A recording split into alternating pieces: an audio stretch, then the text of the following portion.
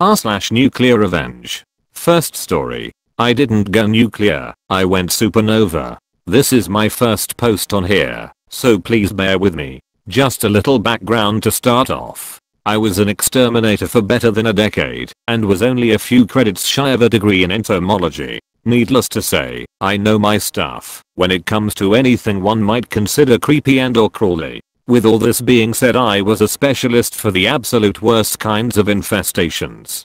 I treated 4 bedbugs, small cousins to ticks, that only drink human blood. I bet you think you know where this is going, and just to cut you off, no, I never intentionally infested anyone. In fact, the revenge in this story isn't even for me. It was for what turned out to be one of the sweetest women I have ever met. For the purpose of the story, we are going to call her Mary. She was a nurse in World War II. I was called out to Mary's home by the management of the subsidized apartments. She had complained about a small bug issue. What I found when I got there was not a small bug issue, and still haunts me a little to this day. When Mary answered the door, she was covered in bed bugs. Her hair, her clothes, even crawling on her hands. Without going into too much grisly detail about insect biology, this isn't normal. Bedbugs don't like touching human skin, and they don't hunt when people are up and moving. That is why the bed is the most prevalent place to find them, and thus the name.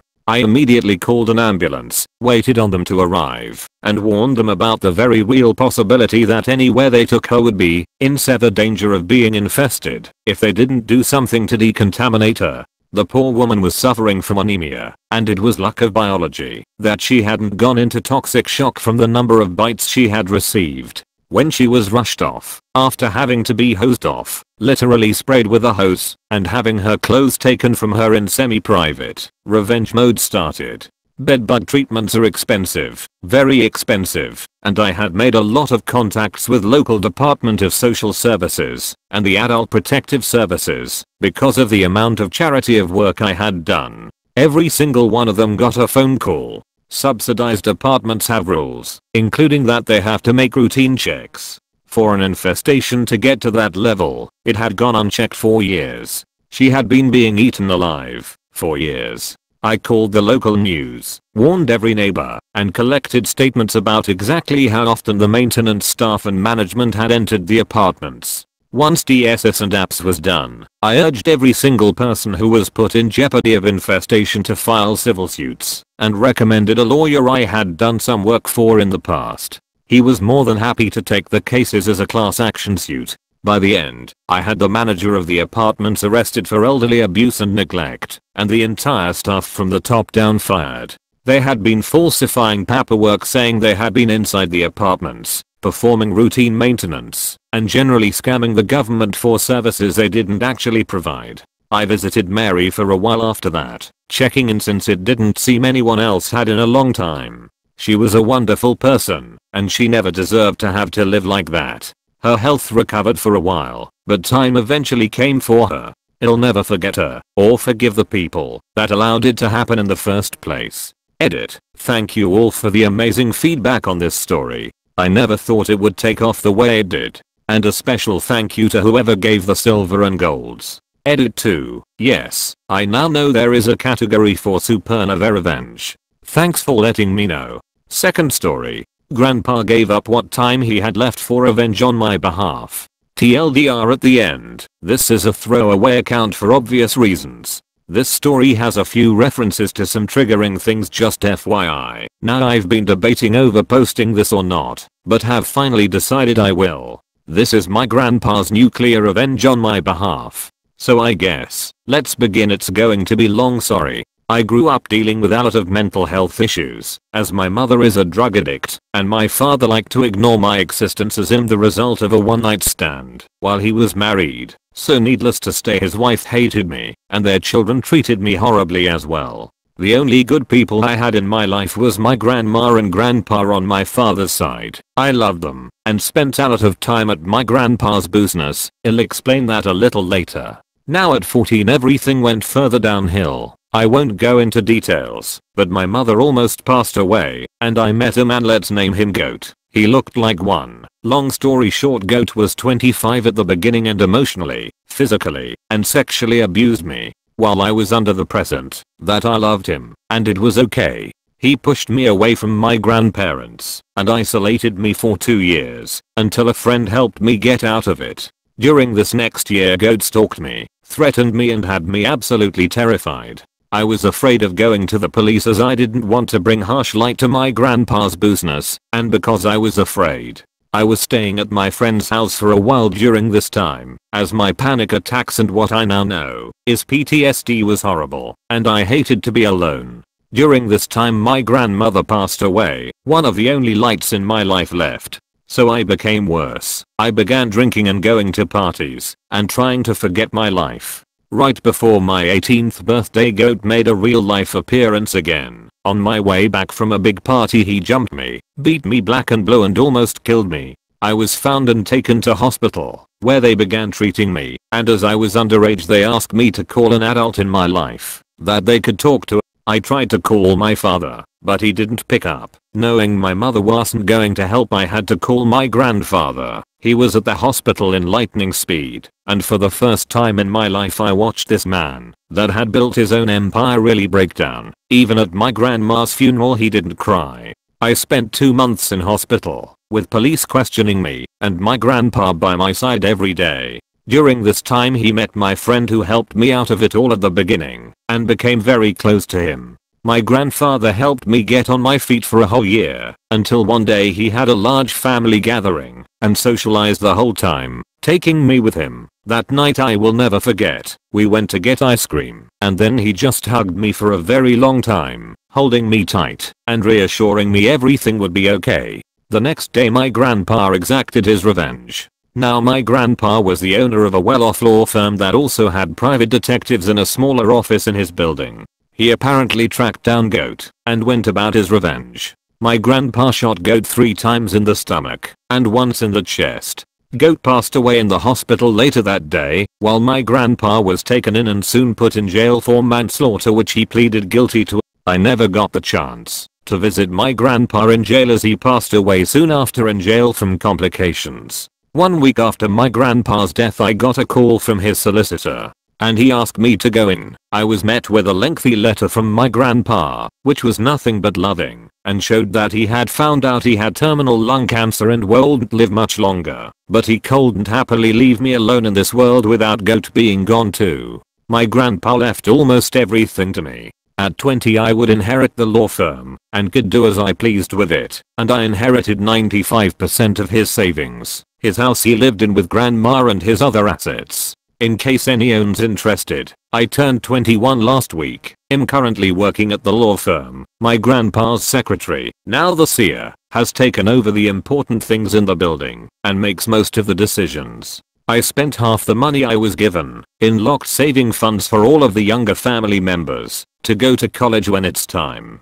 I cut all contact off with my father, who tried to steal money from me during the death arrangements of grandpa. My friend mentioned earlier in the story is now my fiance, and we are getting married next summer.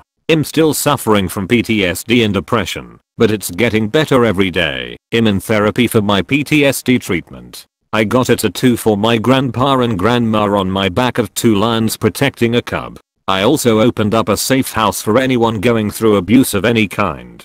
No matter the race, gender or age, I'm trying to help anyone I can in that situation.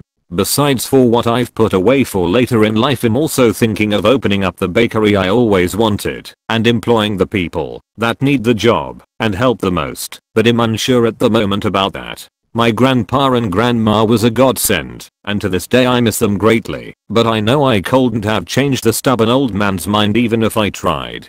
I'm sorry this is long. I tried to make it shorter. TLDR, my grandfather killed my abuser and left everything the law didn't take to me. Edit, I wrote a part wrong, whoops. My mother didn't die, she almost did. Edit part 2, thank you so much for the gold, kind stranger. Also thank you to all these comments. It's so uplifting and entertaining to hear people talk so highly of my grandpa.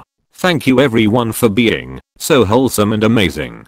Third story, you pay for it, one way or another. Greetings. Normally this was not even a subreddit I followed, but a certain YouTuber entertained me a lot by reading a few select posts from this one. Our story is from years ago. I used to work for some kind of full stack agency as a coder, doing websites, desktop applications and integrations for customers. Life was good and it even got better. After managing to provide an important customer with 5-star hotels all around my country with a great website with integration to their app, and also mobile solutions which didn't exist then in my country, a headhunter had found me. He offered nearly triple the salary I was getting, and it was impossible to say no to that. I informed my employer, gave him a generous notice of a month, so I could wrap up the last projects. Let me warn you that I was a very young and incredibly trusting person then. When my employer told me there was some problems and I'd have to receive my last salary with the next one, I accepted.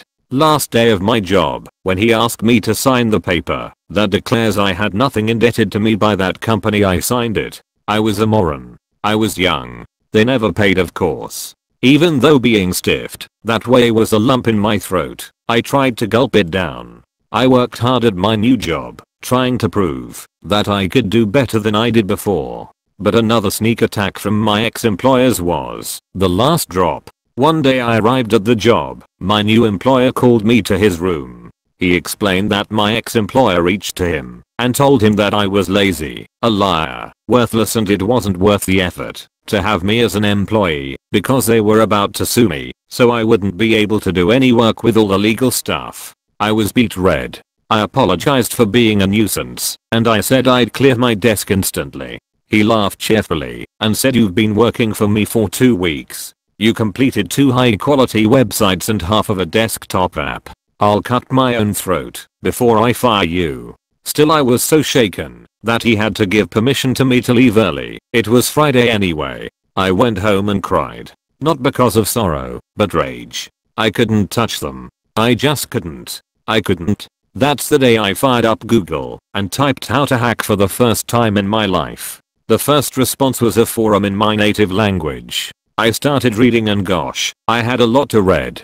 Coding and hacking are, even though they share the same expertise, vary so much when it comes to details. I confess, it was then impossible for me to think like them, but thankfully the forum crawled with helpful technical tutorials telling me hows and whys of every exploit I could use. As I said, I was young and a moron. Back then I had my own mini admin framework that I used in every website I made, and I just realized there was a crucial mistake I made in calls to create new records, users, pages, news items, galleries, everything. I wasn't checking the authorization at all. It would nearing impossible for a hacker to use this because he wouldn't know or get exposed to the exact call, but I knew it. It was about 6 am when I finished reading. I used public transportation to go to the other end of the city. I found an internet cafe where the young attendant didn't care about IDs and which didn't have any security cameras. I sat in a corner and started breaking every single website I made for them.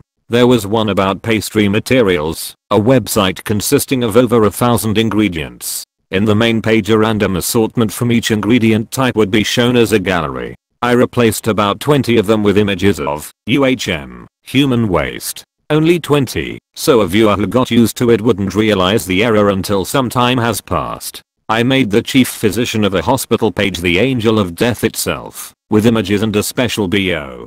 People don't look into physician BO pages, so I was sure it wouldn't be found out for long. I made an announcement in ultra-nationalist Party A's website that their #1 enemy would be giving a speech. In a local newspaper, page 1 made all old videos instead linked to the famous Loy Tuma video where an Anin girl spins leek in her hand.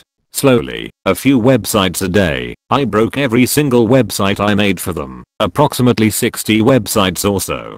The backlash from customers seems to have been furious, in a domino effect. He lost his customers' trust and his references, which simply means everything for this kind of job. Once the proud owner of one of the best agents in the region now tries to work in a tiny office making a living doing third-rate websites with his meager skill. Even though I never met him during this period, one of my friends was working under him until the last moment. I loved listening to his struggle to find out how I did it. They knew I did it, they just had no way of proving it, while losing more and more customers every day from my friend. I don't know if this suits the phrase nuclear, but at least the cold satisfaction I get whenever I walk past his tiny office these days may be considered nuclear.